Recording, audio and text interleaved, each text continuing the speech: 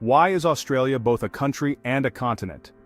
If you enjoy learning about fascinating topics like this, don't forget to like, subscribe, and leave a comment below. Australia is unique in many ways. It's home to a diverse array of landscapes and some of the most unusual animals on Earth. The land down under is also the only place on Earth that qualifies as both a country and a continent.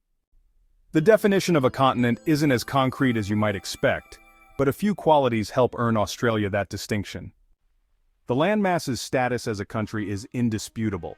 A country is defined as a nation with its own government, occupying a particular territory.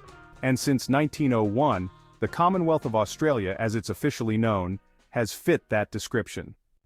So, Australia's claim to continenthood is, well, a bit shakier. There's actually no scientific definition used to categorize these geographical giants.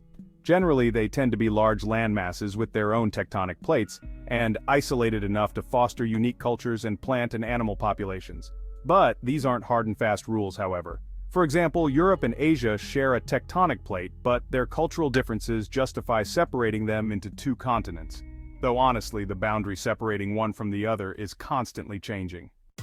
Why is Australia a continent but not an island?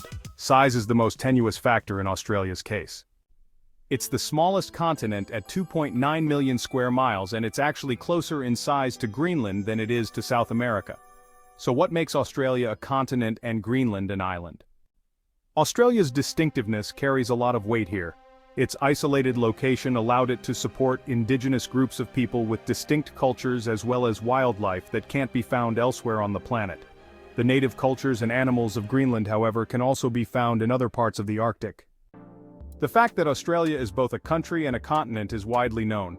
Other pieces of trivia, like Alaska being both the westernmost and easternmost state, are more obscure. Here are more bizarre geography facts you should know.